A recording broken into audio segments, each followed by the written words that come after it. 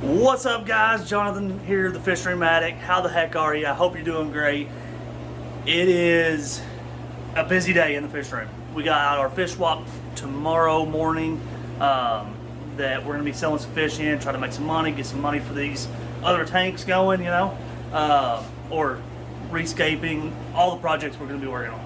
So we got to have money to do them, right? So we're going to take a lot of the fish that we've been breeding, the cherry barbs, Odessa barbs. We've got, back behind me, we have several Kohaku swordtails that's going, a few bristlenose plecos and albinos, and if you just watched my last video, the mbunas, they're gonna go. So,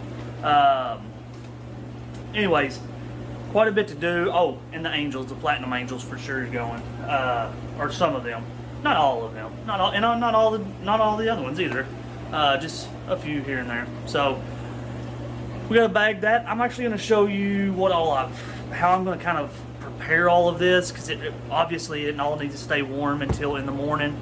Let's go ahead and flip around here. So I have this tub, and I'll show you all of this here in a minute. I'm gonna put, basically what I'm gonna do is I've got a way I'm gonna keep some heat. We'll go through all that in a minute. Not everything's going in that tub, but a lot of it that needs to stay warm is definitely going in there. Coming in here, if you guys have never done a fish swap, this is my first one, so I have no idea.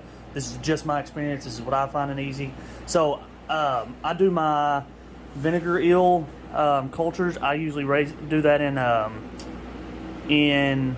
old whiskey bottles. So I clean them all out, and a lot of times I try to get the labels off of them. Some of them still, these all actually still have labels. And then I also, whenever I use up half of my apple cider vinegar, I use the bottles that they came in as well. So a little tidbit there if you've never kept vinegar eels. But anyway, so I've got these over here. I've been making small little 2-ounce cultures of these. I don't know if we're gonna be able to capture that. Oh, there they go, maybe. Oh yeah, there you go. So there's little cultures of vinegar eels that I'm selling, just in little 2-ounce cups. And I've got the Java moss there. I have some guppy grass. I've got some of my begonias back here. There's only 3 of them left. I had somebody come by a couple the other day. So I've got some of this already started lining out. I've got a couple little pipettes over here. So yeah, just some other little gadgets that you can sell, make a little bit of money off of. You know, obviously all of these grow pretty. You know, guppy grass grows like crazy. It's not big tickets, big ticket stuff, but hey, if you add a couple bucks here, a couple bucks there, a couple bucks there, starts adding up. Fall over a chair here. So, anyways, back to the point. Got a lot of stuff to bag up. I've got a lot of preparation, just getting everything ready for the trip and set up. I got to make sure I got everything. So that's what this video is. We're gonna be loading up fish, and I'm going to show you how I'm going to have everything prepped up as well. So let's get to it.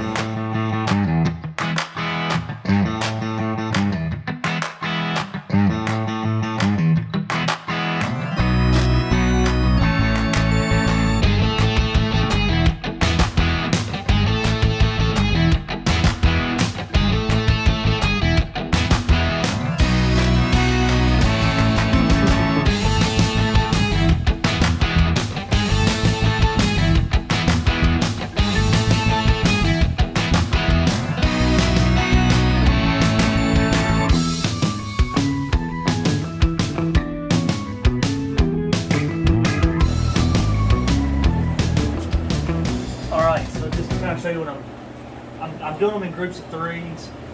The bags that I have are they're 6 inches by 15 inches tall, and so what I'm just putting 3 in there. I am bagging. It's right about 16 hours before the swap.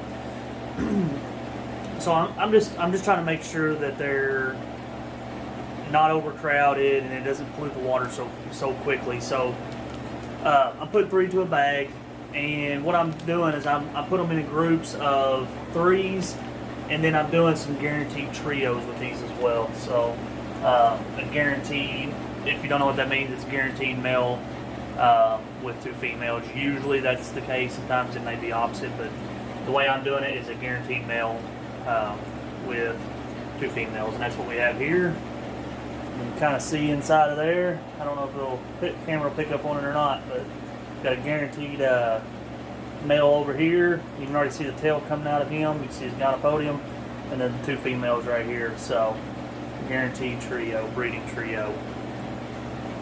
All right, I got a couple more to catch out of here, and then I got to get a bunch more. Next up, we've got the blue platinum angelfish. I got to get some of these guys out of here. A few of them are actually going to be, actually a couple of them are going to go over back to the 75 we was just dipping the Kohakus out of. Because I'm going to probably keep 4-ish of them right there, and use them for breeding again. Some of my better ones out of there that I really, really like. And yeah, the rest of them hopefully will go to new, safe homes and live a long, beautiful life. So anyway, here we go. We're going to dip these guys out and get these ready. Oh, and just another little side note. Guys, if you have never kept, these are called the wandering Jew is what they've always been called. If you've never put these in your water and let them grow, they're super awesome and they're easy. It's kind of like growing a pothos in your tanks, but it's the creeping Jew. They got a bunch of different varieties of them. They got the variegateds, which I do have some of. But I stuck this in here right around the beginning of winter. We're in February now, and I mean, look at that. It's growing crazy. It's growing down the backside. Super cool plant. If you've never done that in your tanks, it's a really cool one to give a try. They probably grow faster than the pothos, but anyway, just a little tidbit side note there.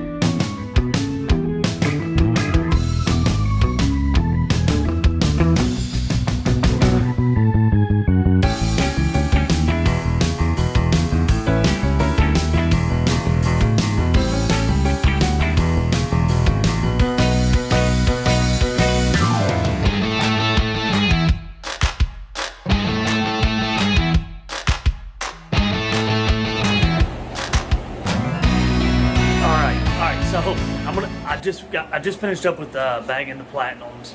I don't even know if I've showed you these yet. You might have. You possibly have seen these. Possibly have seen these, but so I picked up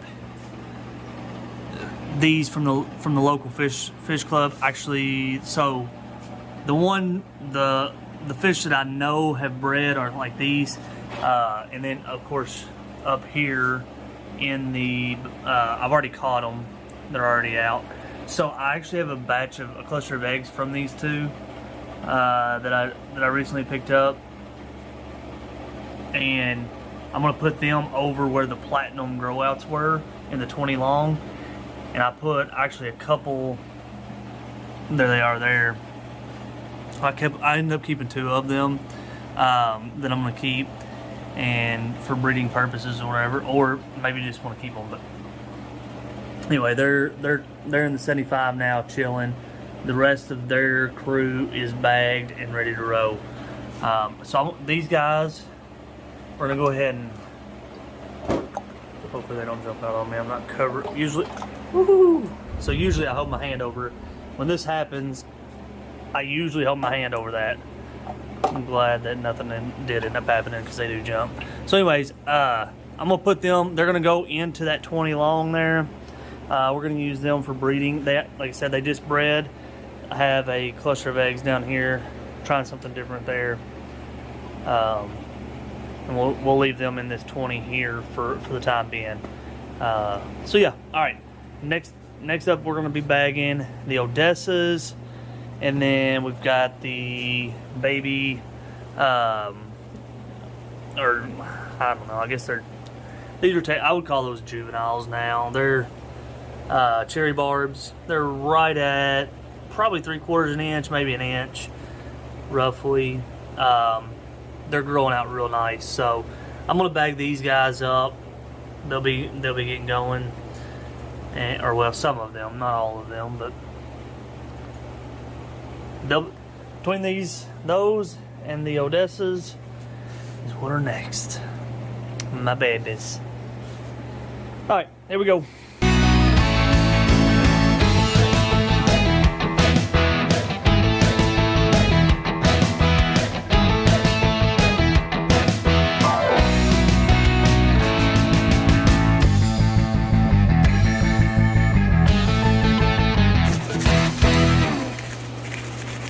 All right, it's getting late.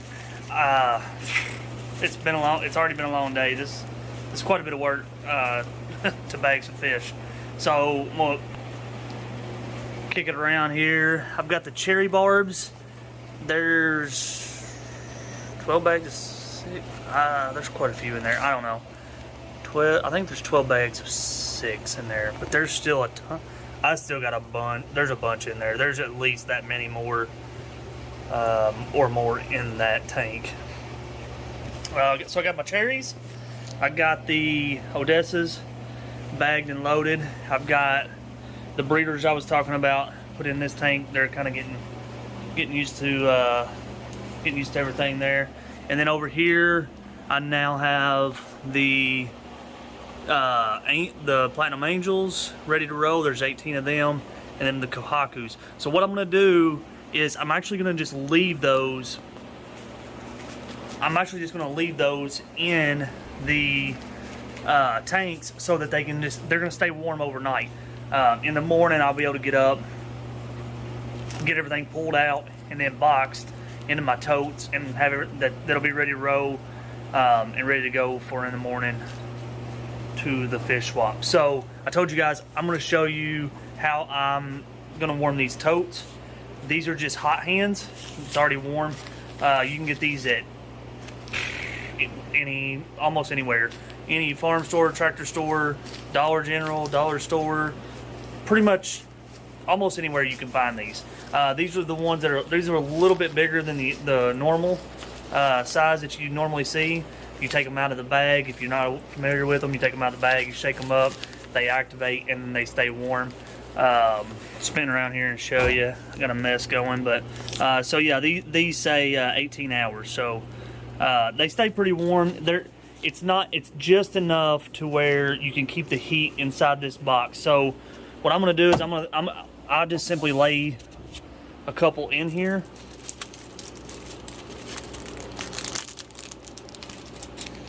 Let me open them.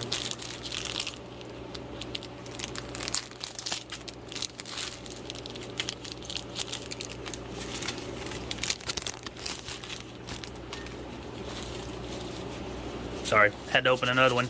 So anyway, got another one here. This size tub, I'm gonna put 2 in there. And these actually need air to activate, so you just kind of shake them around and they'll warm up. I'm gonna go ahead and lay that one. It's not quite warm, but it'll start warming. So I just lay those there. I'm just gonna lay those there. And if you do not save your old bath towels, you should be saving your old bath towels. These are awesome. So what I'll do is I'm just gonna lay this in here. It's hard to do. I'm kind of going one-handed here, but so I'll just lay those just to give it a little bit of padding between. Sorry, this camera work is terrible. All right, so anyways, you'll be able to feel just enough warmth coming up through that, And once the top is on here, it'll help too. And then I'll insulate it with some plastic bags and things, because I'm sure there's going to be people that needs bags to carry their fish on. But so anyways, I'm going to do that, and then this extra fluff here will just kind of be used to tuck in and keep everything insulated a little bit. Matter of fact, I'm actually going to probably open this up like this, and so that the sides, yeah, that's what I'm doing. That's what I'm doing. Alright, so there again, so there's one layer here. Okay, yeah, definitely feeling the warmth coming through there now. So that'll help hold some heat in here while the fish are being transported.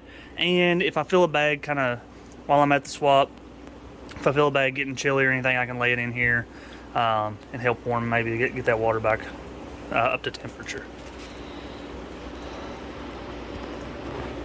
So that's it.